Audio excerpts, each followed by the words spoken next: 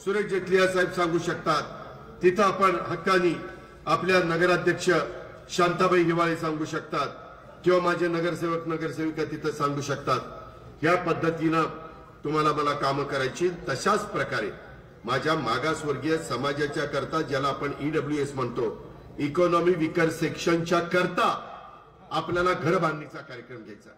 आता त्याच्यातल्या अटी शिथिल केल्या, शिवराज चव्हाण साहेबांनी पण त्याच्यामध्ये आपल्याला मदत केली, केंद्र सरकारने मदत केली।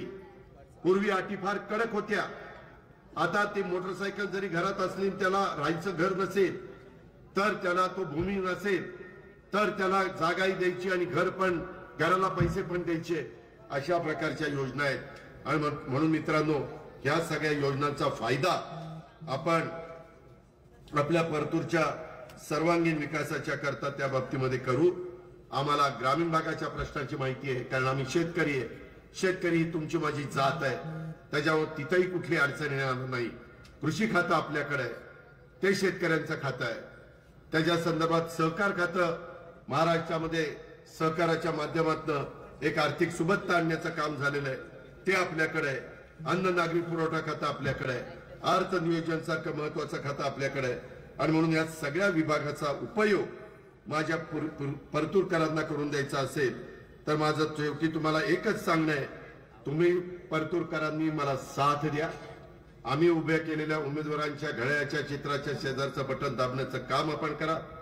मित्रहो, मी आपल्याला शेवटी सांगतो, त्याकरता कुठल्याही प्रकारची आर्थिक अडचण निधीच्या बाबतीमध्ये मी तुम्हाला येऊ देणार नाही, हे वचन मी परतूरच्या शहरामध्ये येऊन तुमच्या सगळ्यांना देतो। मित्रहो, स्थानिक स्वराज्य संस्थांच्या मध्ये अधिकाधिक आपले प्रतिनिधी निवडून येतील, यासाठी सर्वांनी, पदाधिकाऱ्यांनी, कार्यकर्त्यांनी, महिलांनी, युवकांनी, युवतींनी, सर्व सेलच्या प्रमुखांनी, सर्व माझ्या सहकाऱ्यांनी जोमाने कामाला लागा। जास्तीत जास्त आपले सहकारी कार्यकर्ते कसे निवडून येतील याकरता प्रयत्न करा। तुम्ही लोकशाही मराठी ऐका, पहा, जागरूक रहा।